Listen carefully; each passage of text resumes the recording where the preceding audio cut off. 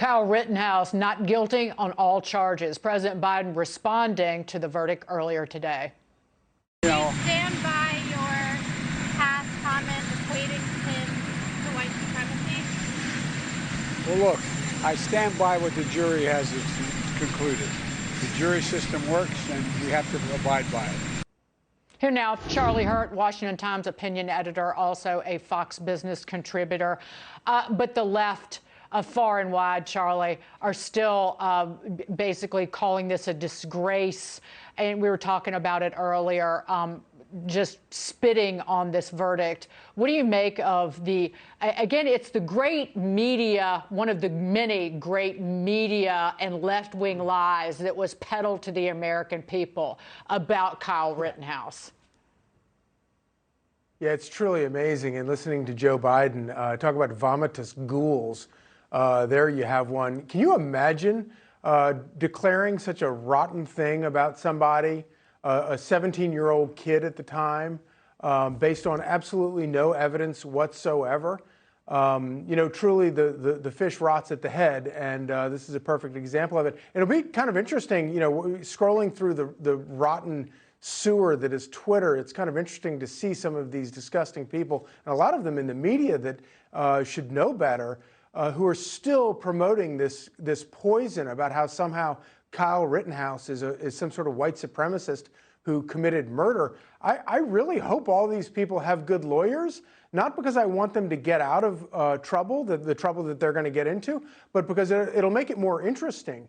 I'm going to really enjoy watching these trials, and we'll find out whether or not a defense against libel is that, well, the president said it. The president of the United States said it, so therefore I'm allowed to say it. It doesn't matter if it's a lie. It doesn't matter if it's entirely made up. It'll be interesting to watch, but Kyle Rittenhouse will be a very wealthy man when it's all over.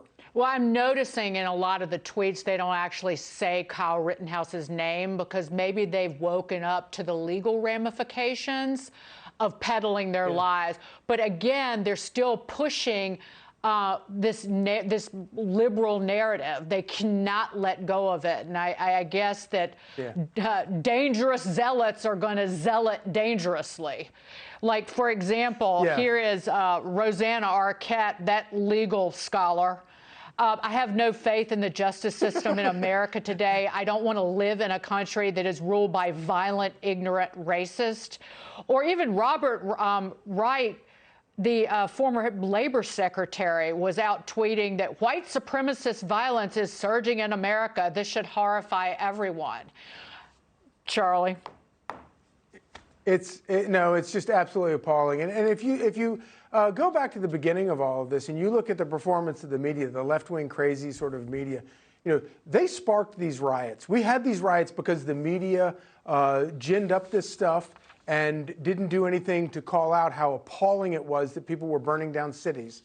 They sparked the riots. They created the conflict between Kyle Rittenhouse and these people that were shot by him. They created the atmosphere. They put the pressure on the prosecutor that forced these charges, these ridiculous charges, to be leveled against Kyle Rittenhouse. And then they went so far as to try to intimidate the jury to get the verdict that they wanted out of it. And at the end of the day, the Constitution won. And thank God for the Constitution, and thank God for 12 jurors who have more wisdom and more principles than all those prosecutors combined, who do this for a living, by the way.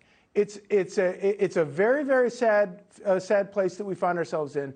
The media has, you know, blood on their hands for this. The prosecutors should be disbarred. I think they should be jailed for what they did. But thank God, regular, average Americans, I bet none of those jurors even went to law school. Thank God, regular, average Americans still have the decency and wisdom to see through all these lies. Here's what Cori Bush had to say. This was on Twitter, and this is actually the congresswoman who said, I need police protection or armed protection so I can work to defund the police. She said this today: the judge, the jury, the defendant, it's white supremacy in action. This system isn't built to hold white supremacists accountable. It's why black and brown folks are brutalized and put in cages while white supremacist murderers walk free. I'm hurt, I'm angry, I'm heartbroken. the people that Kyle Rittenhouse shot, 2 of whom he killed, all of them were white people, number one. But again, they keep pushing this. I always thought that they were quick to pounce on this white supremacist, domestic terrorist, Trump supporter narrative, because again, they needed to act like that these riots last summer weren't actually riots, that they were justified, and Kyle Rittenhouse was the perfect foil to say, see, this is why we're out protesting. They needed him to be evil and not defending himself to justify the destruction of businesses and the cities in flames last summer. But again, this keeps going on, and I don't know, we can talk about this endlessly, but before we move, I want you to get your response to this too. I want to remind people that Facebook last year banned anyone after the shootings, banned anyone from praising or supporting Kyle Rittenhouse. They would only let you talk about his guilt, not his innocence. They cut off links being used to raise money for his defense. You want to talk about a dangerous monstrosity? Yes. Look no further than Facebook. Yeah, and of course, you ask yourself, how do we wind up in a situation where people like Cori Bush, first of all, get elected in the first place, but second of all, how somebody like Cori Bush can look at a situation like this and repeat over and over and over again this ridiculous, unhinged, unfounded lie about how it's all about white supremacy and Kyle Rittenhouse is a white supremacist, and he's a white supremacist because he starts crying as he relives the traumatic moment in which he killed somebody, which anybody would be deeply traumatized by.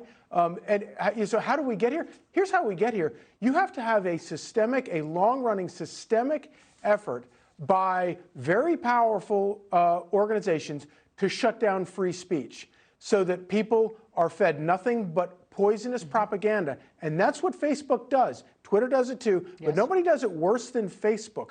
And they do it exactly the way you just said it, where they prevent one side from giving the truth and then only promote the lies from the other side.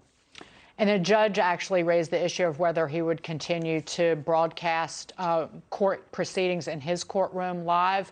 Well, it was through the live broadcast of this that the American people who were paying attention could see what was going on and see Gage Grosskreutz say, yeah, I was pointing a gun at Kyle Rittenhouse. And we didn't have to leave it up to the lying media and the lying lawmakers to tell us what was going on. People who were paying attention could see it for themselves and realize the lies and misinformation that were being peddled for much of the last year. Not about this. I could go into everything else they've been lying about in recent years. Charlie Hurt, you have a fantastic weekend.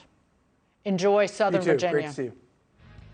Drink, Amen. Drink some bourbon for me, please. We all need it.